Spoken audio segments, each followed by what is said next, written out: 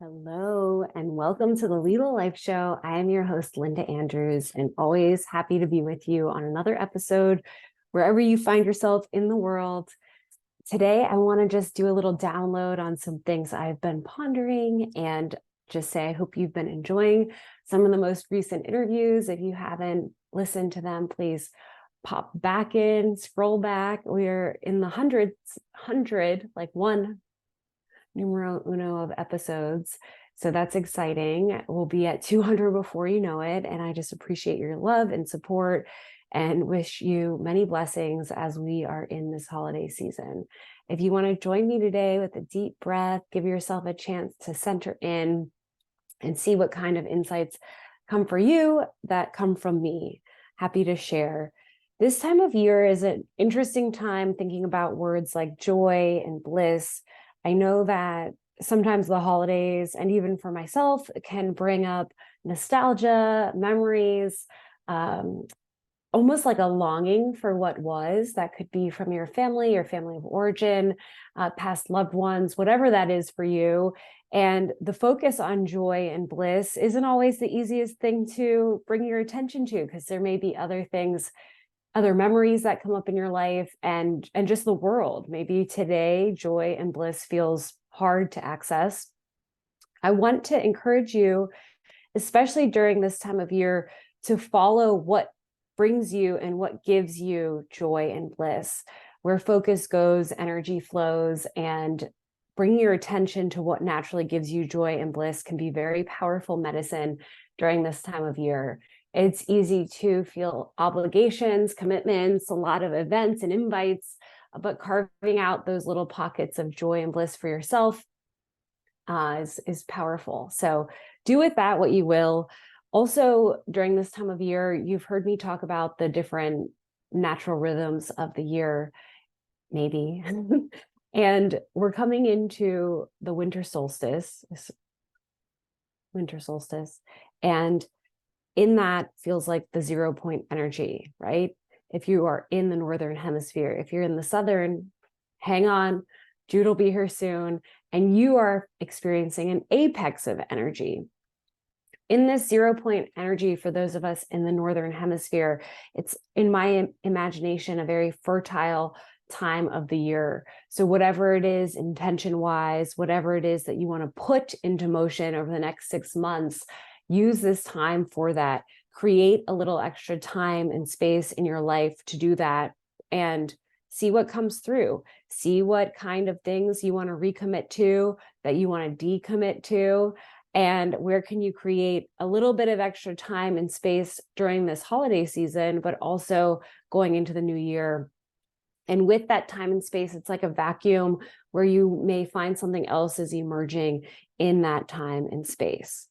So I think this is interesting timing to do decluttering. Sometimes we find ourselves with a little extra clutter, but if that's a part of it too, just seeing what is giving you joy, right? The Marie Kondo, what is giving you joy in your physical space? What can you declutter in your physical space? I also had a recent experience of some feng shui with Pam, who I hope that we will be having on the show soon, and talking about setting yourself up for success in your home life, in your business life, through how you work with the space.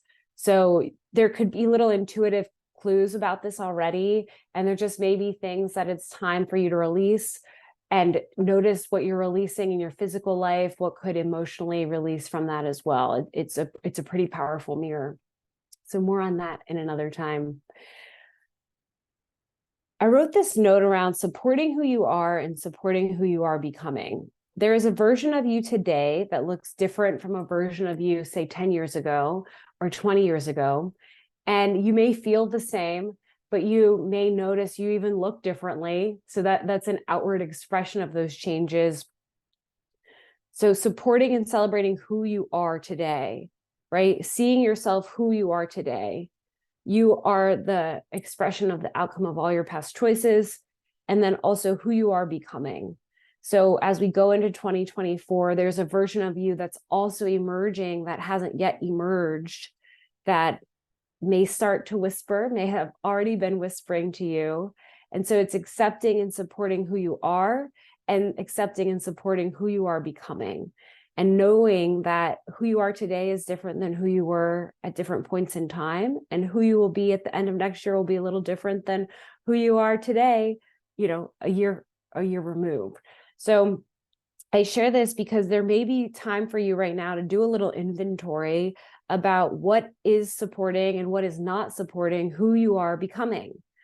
This is a really lovely time to do that work around the inventory through journaling, could be through conversation, some inner work, meditation, visualization with yourself around who you are and who you are becoming.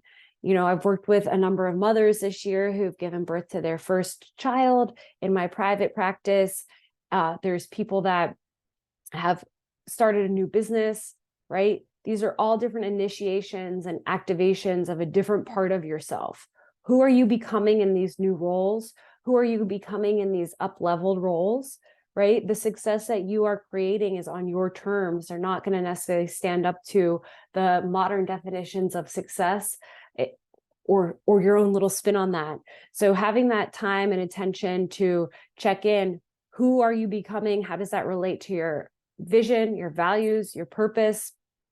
This is really beautiful time to do this work. And I'm doing this work as we speak. The way that I like to do this work, I like to journal about it. I like to contemplate this in meditation or after meditation. I like to just pay attention to recurring messages, recurring thoughts, what is trying to come through. Dreams can be a powerful part of this work as well. And the last note that I want to leave you on for today is the power of choice. Never underestimate the power of choice, right? Our life can feel one way, and one choice can change it completely. Never underestimate the power of choice. You have a lot of choices every day. Some of them are conscious, some of them are not. Every new moment, it's like infinity exists in every new moment.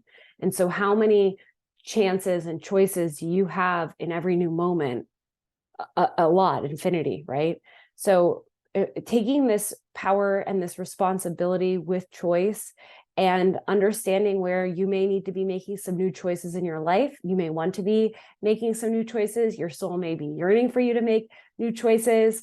And this is paired with grace, right? It didn't take you overnight to get to this moment that you're in right now.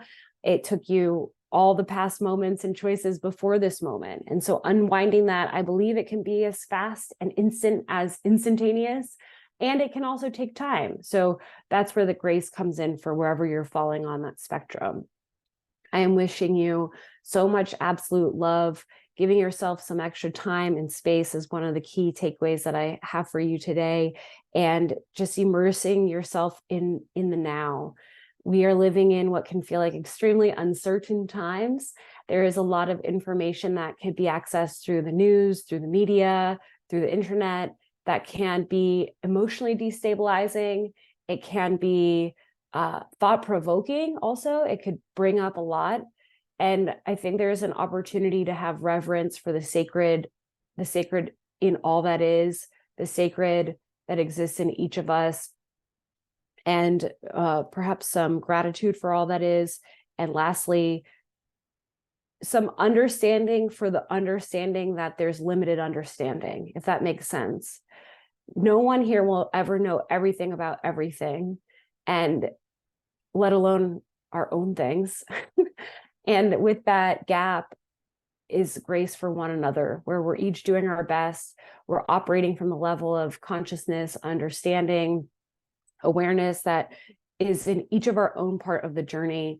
I've shared this before where, you might see on social media an image of someone at a very specific point in time, deciding how they want to present themselves to the world. And you're not seeing all the rest of the story, right? And so seeing that over and over and over and over, it can, I would say, disorient one's relationship with all that is, because you're seeing these little highlight reels of people's lives. And so just remembering to stay embodied in yourself, embodied at what is at hand in your own life, in your own business. And in some ways that's like the mind your own business, tend to your your world, your zone, and just notice what in your life is a distraction. That's another inventory that I think this time is really powerful for. It's not that you don't have compassion and heartfelt understanding and love for others. It's just that where is your life force energy best directed? And there may be things that are out of your control that could actually be like reducing your ability to do things the way you want to because of the distraction. And so tuning into that, tuning into how you feel, accessing certain things and making the adjustments as needed. So much love. You'll hear from me soon. And I hope this message serves as whatever you needed it to serve to today. Tune in next week on the Lila Life Show. We have a number of interviews taking us into the new year. The Lila Life Collective is a platform for entrepreneurs that are emerging. What I mean by emerging is from pre-revenue to the $1 million annual revenue mark to help in your life and business where business meets well-being. So join us on that journey through the Lila Life Collective if you haven't already. And if you have any questions, feel free to reach out to us online at lilalife.co, and I'll talk to you soon.